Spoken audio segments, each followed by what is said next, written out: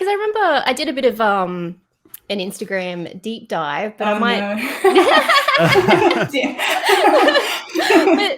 but I might start off here anyway, because I remember reading that you're a poker fan. Do you play poker yourself, or do you do online poker or anything like that? I used to do online, but it's been banned in Australia. You can't play for real money it's been years now, so it's not as fun just doing like the free chip things. But Dave's family's big into poker as well, so anytime we go up to Wang, we always have like poker tournaments. His dad's making us a table now, so nice. I love poker. I think it's so good. I love a good punt on anything.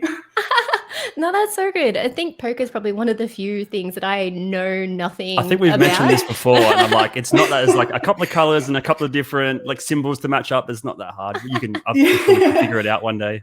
Yeah, no, I knew nothing about it until an ex-boyfriend of mine played, and he was like, "I'll teach you." I'm like, "Okay," and then I don't know, it was like a bug. As soon as I started, I couldn't stop. Yeah.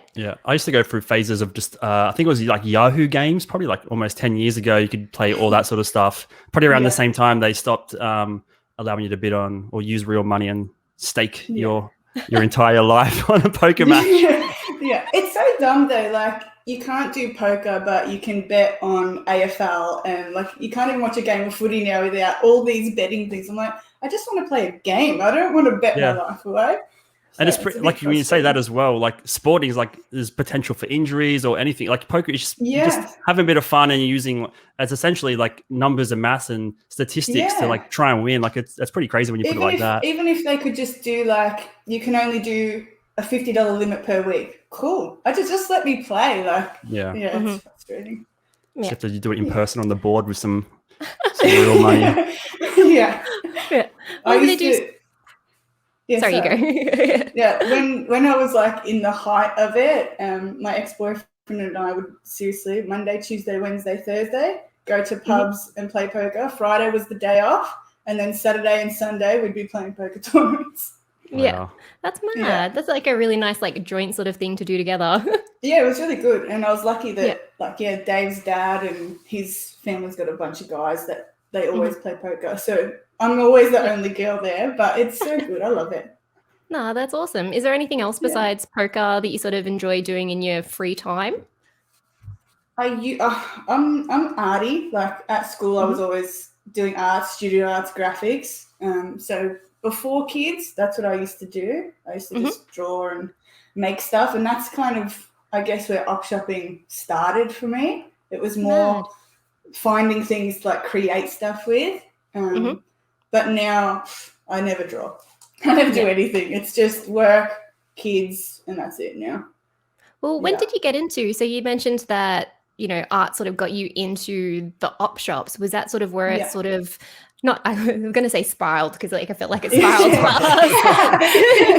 But is that sort of like how you sort of dipped your toes into reselling, or is it just more of a collecting sort of aspect? I think it was more just collecting side of it. I was definitely more of like the hoarder side. I only started selling after I met Dave, and I think it was because he collects stuff as well and I collect, and the house was just getting too much, and he was like, all right, we need to pick what we're collecting. And then I sold one thing, and again it was just like, ooh, that was good. I like money. And then it just went from there. Yeah, that first sale, when you whether it's your personal items, like after decluttering or anything like that, and you get whether it's like $20 or $100, you're like, right. It's a light bulb moment for sure. Yeah. There's so much money to make out there, like so much. And I see some of the bigger YouTube sellers. I watch them, and I'm like, far out. If I had done this 10 years ago when I started, I would be rich. Like I'd be so pumped. But no, it's been good. I think like with Instagram as well. Like I think I started in 2010, and that was mainly on Facebook. Like I had a Facebook page and went from there really. Instagram is where I sell mainly. I've been on it since it started pretty much. So my following is good there, and obviously no fees and stuff like that. Like that's where I choose to mainly sell. So no, like because I've seen your Instagram, and I love the style that you have on there. But you went full-time, didn't you, not long ago? Ooh. Yeah, well, I quit my job. I only worked part-time. But lucky enough, Dave earns enough. Like we can just live off his wage. So there was just a point where like work was just getting me down mentally. I was working at the bank. I've been in banking and finance since I can remember, pretty much. And I've always hated it. I don't even know how I got into it, but I was good at it. So I just kept doing that. And then I don't know, just, you know, when you wake up and you're just like, I don't want to go to work today. I don't want to be there. It was just getting to the point where I was like, I can't do it anymore. Like I have this thing on the side that I haven't just randomly decided I'm going to do that. I've been doing it for years. So it felt like I know what I'm doing. We've got Dave's income that we can live off. If I'm going to do it, like I have to do it now, sort of thing. Was the selling on the side before you had left your job, was that with the intention of leaving in the future, or was it just sort of just a hobby and a side income that you never intended to sort of move into? Or was it just, like you said, it just was one of those days where you just woke up, you're like, nah, I've got to change things up? No, at the start it was definitely just like a side thing, just to earn extra money. Like Dave and I have never been filthy rich or anything like that. So just earning that little bit of extra money, that's all it was at the start. And then I think just over time, like I've taken breaks in that time where I completely stopped doing it, just because it can get a bit too much sometimes. And then with a full-time job as well. And yeah, I don't know. So I think because I kept coming back to it, I knew that it was something that I enjoyed. I just had to tweak some things and obviously remove some of the other things I was doing so I could focus on it 100%. So now I've quit. I still say that I only work part-time. Like I set myself a weekly goal. As soon as I get it, I'm not working anymore. Like nice. I know I can push myself, but I don't want to. The reason why I wanted to quit was to be there to pick up the kids from school, drop them off, you know, not have mum and everyone doing what they were doing for us. So it is hard sometimes because you'll be on a roll and you're like, oh, but no, as soon as it's done, phone's done. Like I'm active on Instagram, but I haven't put anything up for sale unless I kind of need to. Mm-hmm. Yeah, it's been really good. No, that's awesome. Yeah, I feel like Drew could take a page out of your book. I was going to say it's definitely something you don't hear a lot of resellers or, you know, small business owners, entrepreneurs talking about. You can chase the money all week, every hour of the week, but if you have a goal in mind and you know financially stable, the kids are eating, you're going to have, you know, a chill week based on the amount of work that you've put in so far. Why not take the rest of the week off? There's always other weeks where you can put in that extra work and stuff, but everyone deserves time off. But if you have it in the back of your mind, like I need to do this number of hours and I'm good, then you're just motivated to do it probably faster than and that's waiting the whole week. The strategy now has completely changed. I'd rather sell 10 things for $100 each.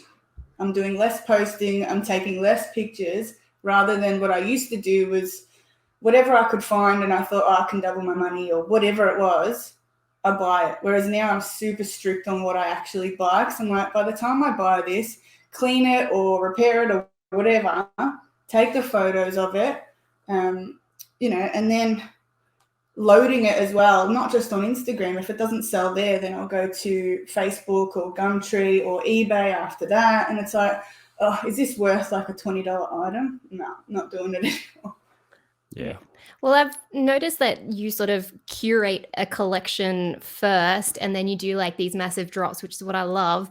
How do you choose the items that you want to curate in a drop? Is it just stuff that you're attracted to, or it's things that you've sort of seen that sold before? Yeah. Is there like, how do you decide what you want to? For me, it's at random. I don't think that I make collections. Like I've seen other sellers that do, and they've got like little piles of, I don't know, like children's wear or homewares or whatever, and they keep it on hold. I don't do that. Whatever I find that week just goes onto the table. Like that's the drop for this week, whatever it is. So I don't know. I don't hold stuff to make the drops. It's just I try to do one big sale per week. But if I don't have to, like I said, I don't do it anymore. But it's like I think because I've been collecting stuff for so long, like I kind of know what sells and I kind of know a lot about a lot of little things. So if I see it now, it's like, yeah, get that. So I don't know. I'm trying, like, I wish I knew more about clothes and fashion, because I think the posting time on those things is so much easier than all the breakable crap that I've got. Like, you have to bubble wrap it. It's like that part of it. Oh, I wish I could change that, but I can't. So yeah, fashion, I'd love to, but I don't know anything about it. Well, that's either did we, to be honest. We just buy graphic T-shirts and jeans. we know a little bit. Come on, we know a little bit about our clothes, but we know nothing about fashion, pottery or anything like that. Yeah. Yeah. So, but it's just one of those things. It just happens to be something that we're around a lot, and we chose clothing because, like you said, it's just super easy to package. It fits in like one of our hero bags, send it off, and it's good to go. It's just the supplies needed is super low, so it keeps your business like pretty cheap in terms of expenses, other than the cost of goods itself. But you buy bags, and that's pretty much it. And tubs. Yeah. But it does get quite repetitive. Like, clothes aren't as exciting as some of the stuff that I've seen on your page. Yeah. With what I'm really interested in is like, what got you into like Kitsch and like the West, like German pottery, or even is it Miss Priss and Winkin as like your main like love that's collection? the main collection. Yeah. I haven't bought anything for that collection for so long, and it's because I can't find it. If I could find it, I'd buy it. But I used to wake up and have alarms on at like 2 o'clock, 3 o'clock in the morning, because there'd be an auction, on eBay USA. It was like addictive. So it didn't take long to get that collection, but it all started through Instagram. I had no idea what that stuff was until I was on Instagram and somebody had something. I was like, what's that thing? Like, that's cute. I'm such a tomboy. This is like so weird when people come to my house. What is that? And I'm like, don't look in there. Like, I'm embarrassed, but I'm not. Like, I love it, but it's so not like typical me. So it's so nice that I've got like this pastel room that, I don't know, everyone just walks in like, yeah, I'm a crazy cat lady. Don't look in there. Just walk away. But, it started through Instagram, 100%. I had no idea what it was. And it was just like a little cute face on a cat. Like, I couldn't say no. Yeah, we're like that every time we see like dogs and things like that. But I've noticed, so because I love, like, they're so cute with like the pastel pinks and all that kind of stuff. Was that inspiration for your logo design change as well? Because I noticed the colors are quite similar. Yeah, so I think when I started, I think this is like the 5th name that I've had in like 10 years. So I think because I knew that I was going to be quitting, like, I already had the name and I really liked it, but I was like, I need like a rebrand or something so that when I do go full time, it's like a fresh start. It's like an actual business now. It's not just my hobby. So I paid for that to get done, and like we worked towards the colors and the style and everything. And I just thought, well, this is where I work, so let's just make it, my colors, the things that I have in my house.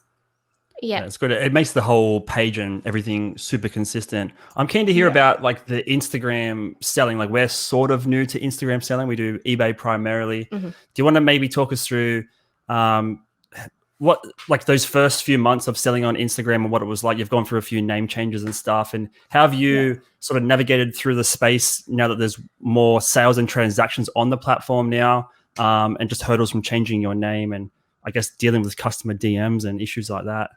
Yeah. So when I started, like, I think Instagram, I don't know, 2013 maybe, was it? I can't remember when it started. So when I first started, I was just using it as like a personal thing.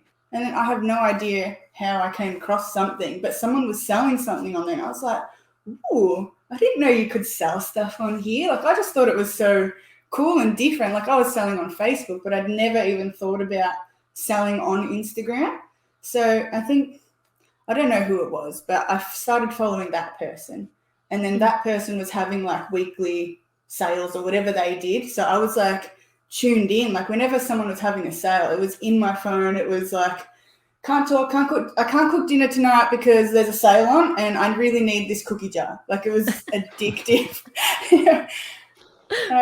So then, I just, from there, like, following the people that person was following, and then it was just like a community. Like, I've been doing this for years, but I feel like such a newbie in the group that I'm kind of following now, like you guys and Two Aussie Thrifters and all, like I've never come across you guys before. So I feel like I'm the new person, like in that group. You're the OG. So, Yeah. I've been doing it for so long, but like you just got to see one new account to change your whole mindset on everything. And it was good because like now, like Dave and I, we hardly get to spend time together. By the time the kids are asleep and we're buggered. But I just said, like, even if we just talk shit, like who cares what we talk about? Let's just do something together. And we spent like the first day just starting like an intro or something for the YouTube channel. It was so fun, like just sitting with him and talking to him. So yeah, like you just follow one person that like sparks something in you. And then I just followed. And then I thought, if these people are doing it, I can do it too. So I started, and the main thing on Instagram is followers. I've seen a lot of new shops like come and then go because it's like, oh, it's a ghost town on Instagram. But you just got to keep, like, I used hashtags heaps when I started because if someone's looking for a left and bluebird, they're going to come to my page because it's covered in left and whatever. I don't use it anymore. I feel like I don't really have to. Sometimes I do. But yeah, if you're a new starter, I would definitely do the hashtags, follow as many people as you can, but try and focus on the people that are doing similar stuff to you, because you don't want to just follow someone random in America that, they're never going to buy something from you or you're never going to actually talk to them, sort of thing. Yeah, so it's almost like you're making like a customer base for yourself, really, which is so cool. And I've noticed as well, like you don't always pop on like selling stuff, you'll pop in questions and just like really engage with your followers. Do you find that with being constantly active on there, you get a lot more, I guess, comments and engagements? That way you'll then find you get more sales as a result? I've been doing the questions and stuff more recently. I don't think I was interacting as well as what I could have been before. So my cat just walked in. Is that Kiki, right? Kiki, yeah, she's coming up. She got in a fight the other day. Oh, no. I had to take her to the vet, so I'm glad that she's up and about. Sorry. Oh, that's good. Yeah, no. I forgot the question now, sorry. Engagements. Yeah. I feel like for someone, like I think I'm on like 7,500 followers, which is pretty good. But that's awesome. It's so I think it's good. But I think there's like a handful of people that I can rely on that are always commenting, that are always engaging with me. And I engage with those people, but a random person that might comment, oh, how cute or whatever, I'll just like it, but I don't comment back. And I've found that lately, even if I'm just doing, oh, thank you, or, something, then that person messages back. And then because there's a lot more activity, then yes, I'm finding that those posts are getting more likes and stuff on it. So I think it is important to not ignore like those little things. Sometimes I'll put a question on there and I'll see like 400 people have seen it, but no one responds. And I'm like, just answer my question. Come on. Like, I'm bored. No, how do you see? Sorry, I got a question. You here. go. You've been on Instagram for a while now. You've got like an established following, as you said. You used to use hashtags a lot. I feel like you're probably aware of this as well. Instagram is in the middle of like a big transition into more video format, reels and stuff like that. Hashtags probably have less of an impact and reach as they did 5 or 6 years ago. Is that changing your approach to listing and stuff on Instagram? Are you going to potentially do reels and stuff to promote items? How are you thinking about the next few years in terms of IG as a selling platform? I am thinking about it. I did my first video the other day. I don't know if you saw it, but it was just me cleaning out tidying up the storage area. And I've never done video. I don't do it. It's just, I don't know how to do it. But I was like, no, I'll try. I just recorded something, downloaded an app to like speed it up. And I'm like, okay, I'll try that. And that got like over 1,000 views. And I was like, wow. Okay. Like, didn't think that would happen. I think it was just mainly like people like seeing stuff cleaned up. But I don't know, it worked. Like that light bulb moment on eBay as well. Like, it can be done. Like, I can sustain this. I can keep doing this. It's really cool. Yeah, and it's not hard. I've seen some other people, like just getting their collection. Like if, I don't know, I've got a bunch of stuff here, but instead of taking a photo just of that to post, they're doing like those little reels where it's like, I don't even know how to do it. I've never done it. I'm going to try one day. Like you just put one item there and then it's like another photo and it kind of makes the picture at the end, but it's a video. I don't even know what it's called. How embarrassing. Yeah. I'm going to try almost that. like a collage. Yeah. Yeah, but it's, I don't know. I am thinking about it, but that's when I need Dave. Dave knows how to do things. I don't know how to do that. So I've got ideas, but I don't know how to like execute them. Yeah. Is he very comfortable in front of a computer? Does he do a lot of editing and things like that? Yeah. He used to make like heaps of videos. You know when you're young and you're like just on the boat or just driving a car in the paddock or whatever. Like he's got so many videos of him doing that. But he's a massive gamer. So he's always on the computer and yelling, I'm trying to sleep, and he's got things going on in the corner. So he loves like technology and stuff. I'm no good. I'm like my mum. Like I know how to turn my TV on and I know how to use my phone. Anything else, I'm like, you got to teach me. My daughter knows more than me. It's embarrassing. Yeah, well, it's amazing what some young kids sort of know, like at this stage. But I was very much like that as well. Like I'm still not the best on a computer. Drew's the one does all the editing and everything. But I definitely feel you there. It's a challenge to sort of get over it, and then it's also a challenge to try and be on camera too, and then like talking to the camera and like talking to your audience. Yeah, which I think is it's a good way for Instagram Reels to sort of dip your toe into the waters to sort of see if you can do it. But that organizational one, like I'm a big fan of like decluttering, organizing. It's just nice and therapeutic. But like that video was really cool. Do you keep a lot of your storage in your garage, or do you have like a 100% in there now? Like I have this table. When I buy, like we're in lockdown, haven't been out for ages, but when I do, everything will get dumped into here. And then I've got like a little photo thing that is next to my bed. So it's in our bedroom. Our bedroom's quite big. So it'll go from here into the bedroom, take photos, and then into the garage once I've figured out what tub and all the admin part of it. Yeah, all the fun stuff. Have you always all the hard stuff. Oh yeah. Have you always sold like out of your home? Like has it always just been like at home? Yeah, mainly. I did have a stall. It's called Hunted Antiques in Kilsyth. Dave used to work in Kilsyth. We lived in Kilmore, I think, at the time. So it was a fair drive, but because he worked there, I would send him with like stock and I'd only go a couple of weeks. We only did that for maybe 3 or 4 months, but it was really good and I'd really like to do it again. It's just everything that we have around here is at least an hour away, and I don't want to drive an hour up and an hour back, and then a lot of them require you to do like shift work there too. So it just, I don't know, it doesn't work. If I had one closer, I'd 100% do it, because then I can buy bigger stuff, like the furniture and stuff like that. I've got some space for it here, but it'd be good to have, like, you don't go to those antique centres if you're not interested in those things. So you know that the people that are coming, you know, they're interested in everything. So I'd recommend doing it, but it is expensive. And now with COVID, it's not worth it right now. But yeah, that would be the good thing about the markets, because, you know, like you said, everybody that goes in there has the intention for at least buying or selling. Like they're actually there with a purpose, which is good. Where I guess online you just have a lot of browsers a lot of the time. But, browsers. Well,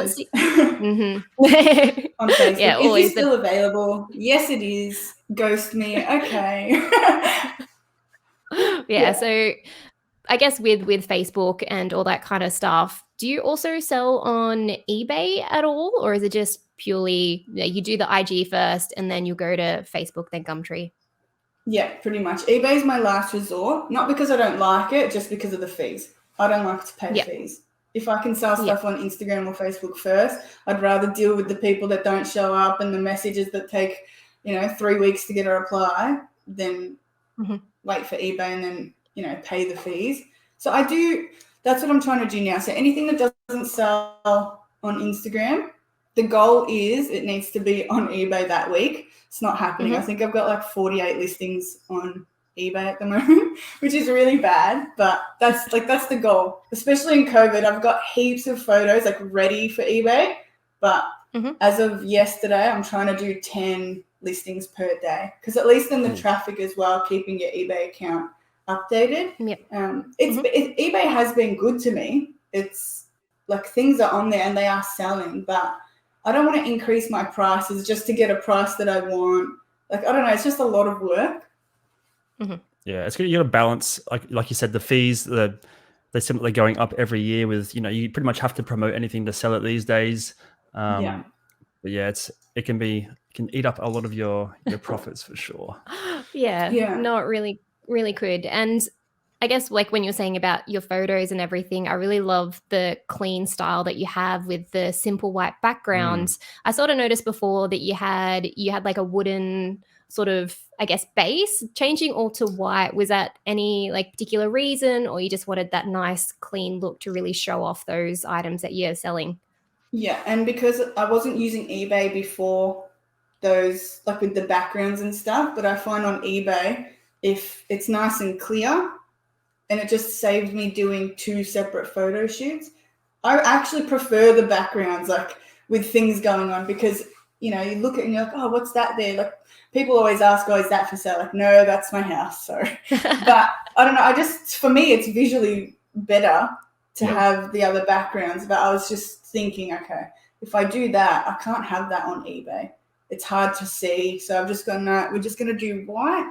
And even that was a challenge. It ended up being the most basic thing, like kind of what you guys have got. It's like a white wooden thing pushed up against another white thing, but it works so good. And it's easier to see.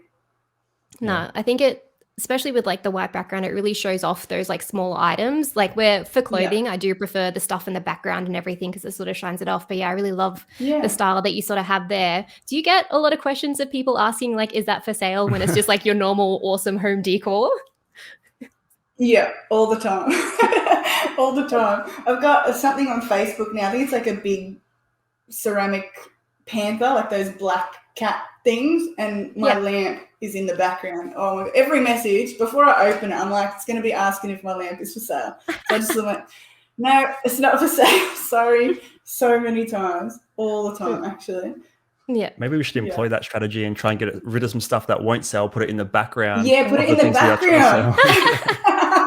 Yes. Just to really show off and be like, hey, is that for sale? But yeah, I love, like you show off a little bit, but I love the mix of like the modern and the retro that you sort of have set up in your home, and it really translates to like your store and stuff as well. Just it looks really nice, super clean. Is that sort of like how you came up with the name as well, like the Gathered House? Is it because you have all your collectors like gathered in one place? Pretty much. It's just like, well, because I finished doing that stall and then it was just like everything's just here, like it's all just gathered, and I was like, oh, I should be like the Gathered House. And Dave looked at me, I'm like, okay, another name change, here we go. I think it was the Gathered Store first because somebody already had Gathered House, but they spelt it normal, so I was like, well, I'll just change its spelling. I'm stealing it.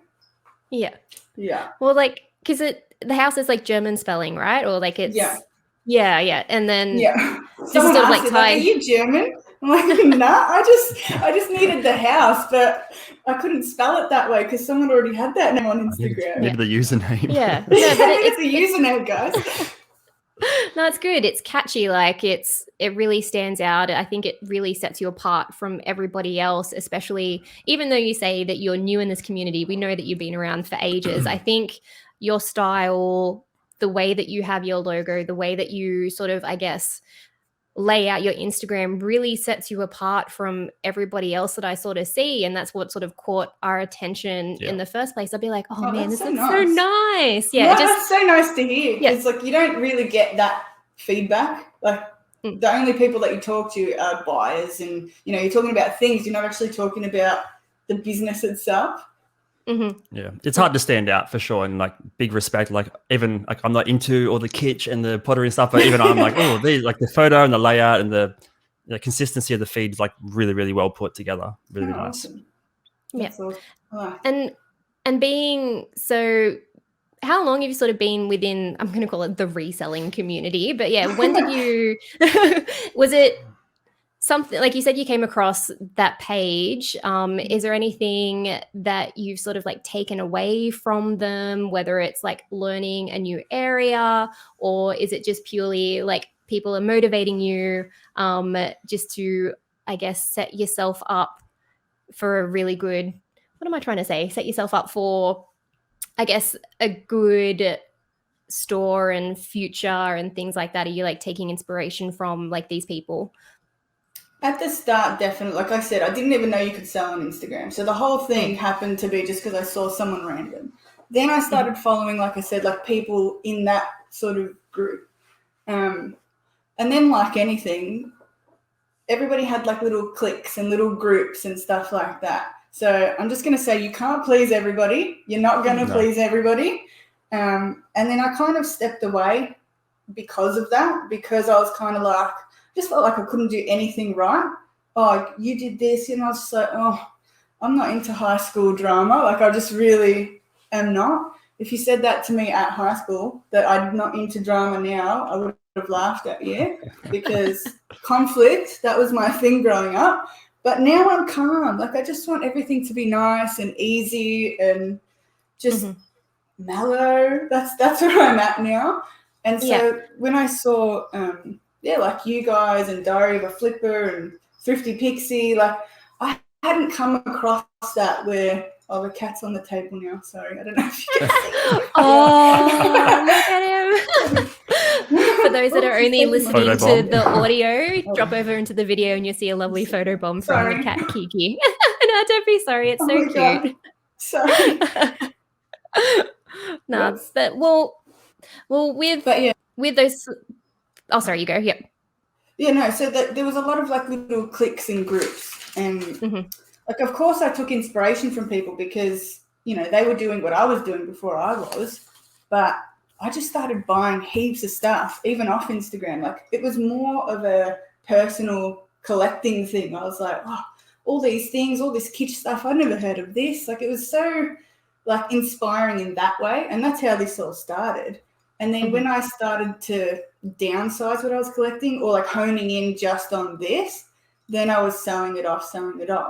But I'd already had a big following because I'd done it. Like I was buying all that stuff years ago. And I sold mainly on Facebook. I had like, I think I had $5,000. I had like oh my God. Sorry. I didn't even see her jump up. Block it. It's all good. We have to put Archie, our dog, in doggy daycare so he doesn't bark or interrupt us when we do any recording. So we know that feeling. I think she'd do it. She's eyeing it off. You know what it is? It's my margarita. She's sussing it. It sounds like she's had a hard time. It's been a long Saturday. I'm just going to leave her. Hopefully she doesn't go on the That's all good. I'm taking the drink away.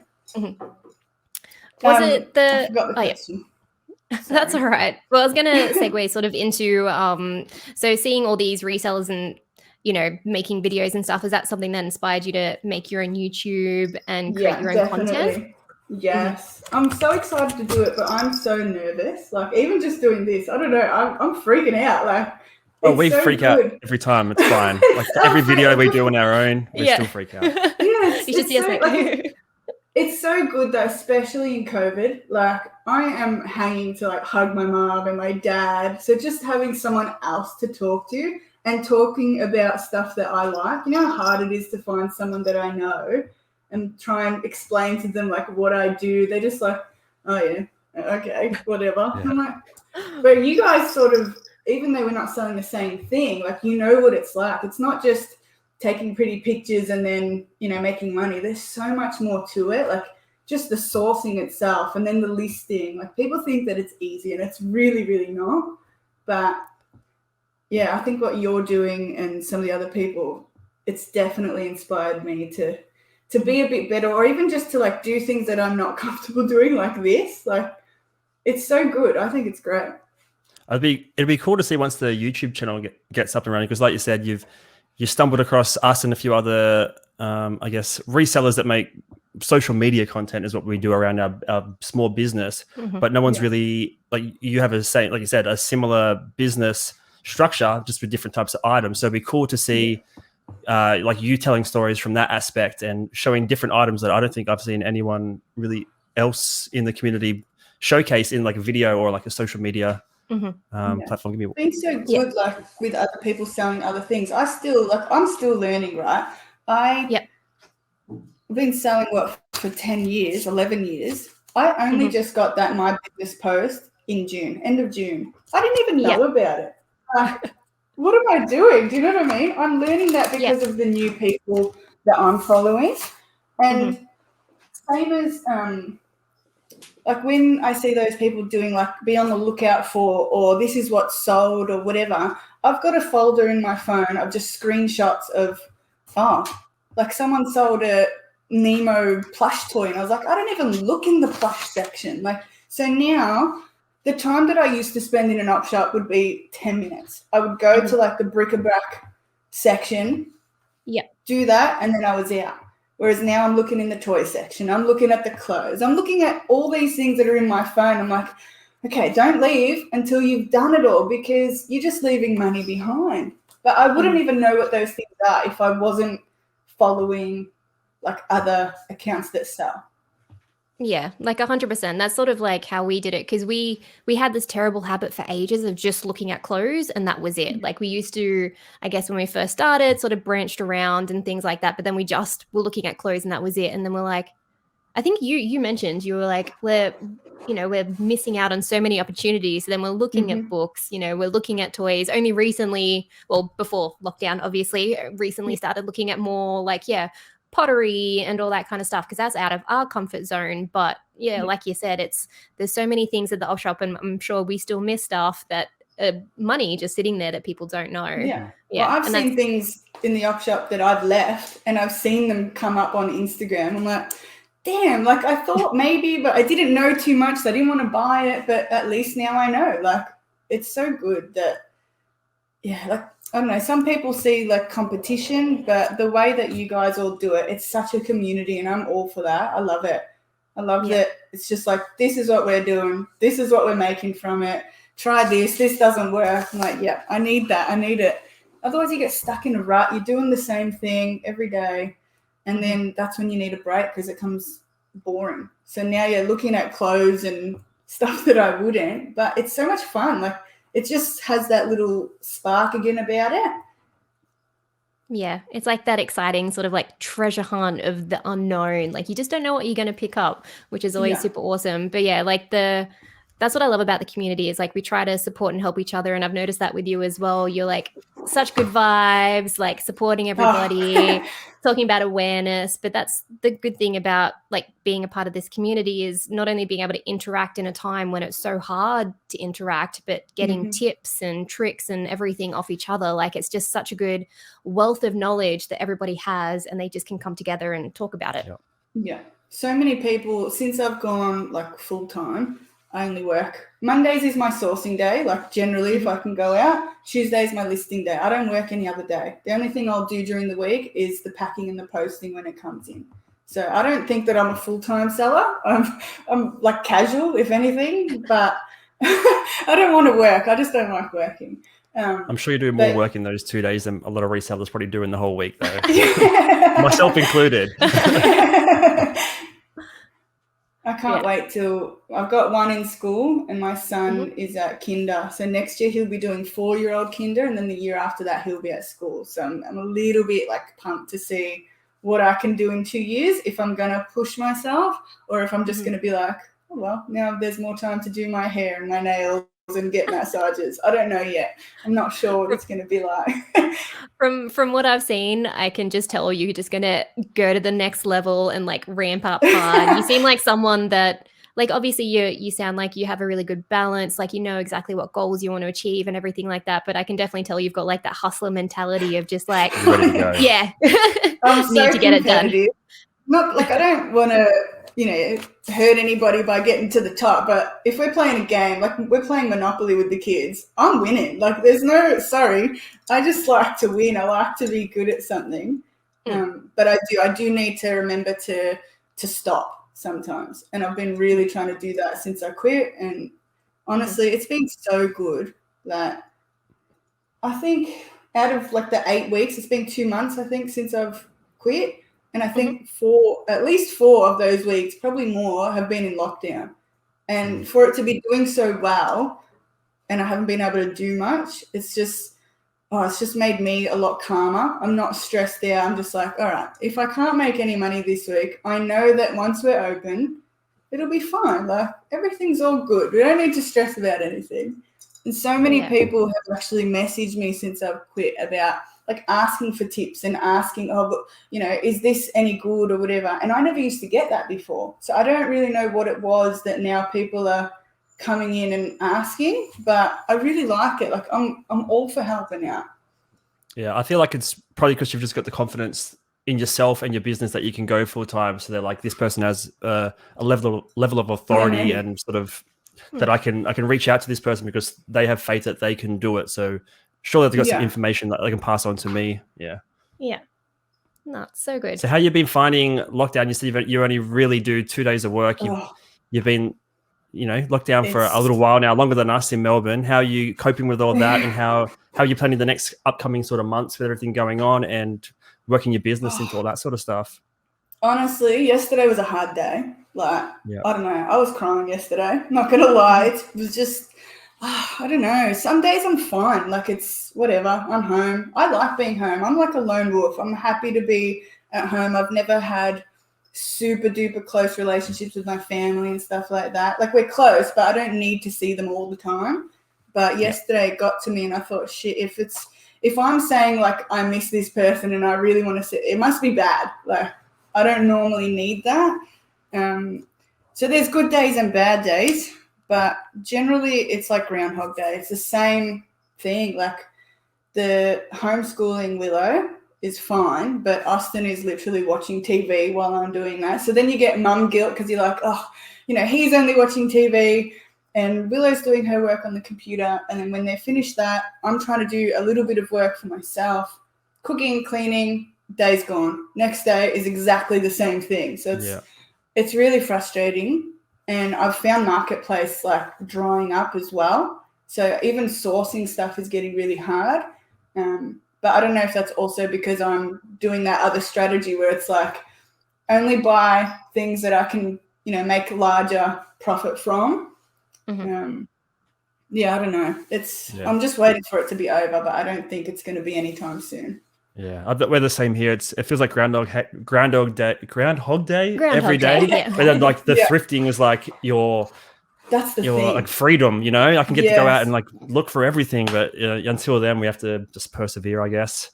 Yeah, and just like I'm happy to pay extra now. If people are happy to hold stuff for me, I'll pay you now and I'll pick it up when I can, or I'll pay the extra, post it to me. I just need stuff. Like, I need new things to touch and measure and take photos of, because even that's exciting. Can't go anywhere. Opening up those little parcels, like, ooh. Yeah, thrifting is always the most fun part out of all of it, and it's the one thing that we just can't really do at the moment. Someone needs to make a virtual thrift. Yeah, VR thrift.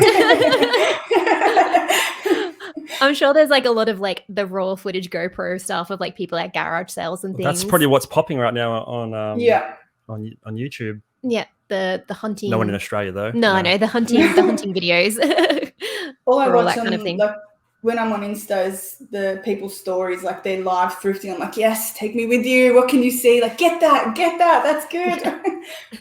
Do you plan on like showing thrift when you're out and about and the YouTube's up and running? Are you going to do sort of pickups yourself, or is it more just like talking through the items? I think it's hard. Like, that's why I asked Dave to be part of it, because I find the videos that I've seen anyway, the one where there's 2 people is so much better to watch than when it's one, because one person just standing there like, oh, look what I got this. Like, it's good content, but me thinking about doing that, it's like cringeworthy. Like, I can't do that. Like, that's embarrassing. I don't know. So I'm really happy that Dave's going to be there and do it with me. But obviously he doesn't do the business side of stuff. So there's going to be videos where it is just me doing things. But I'm hoping to talk about other things as well, not just our collecting.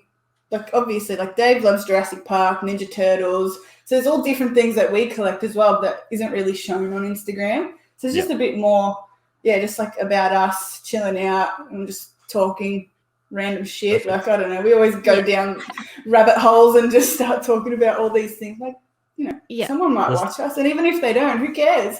Yeah, the solo videos are a bit tricky, but like we can attest, like once you do 20 or 30 together, you'll have the confidence to be like, I can just fucking do it myself now. Yeah. Well, I do find it easier recording or like making a video with Drew than by myself, because I like stress out and I get too nervous, like doing it by myself. And like by the 4th intro take, I'm just like, what am I doing?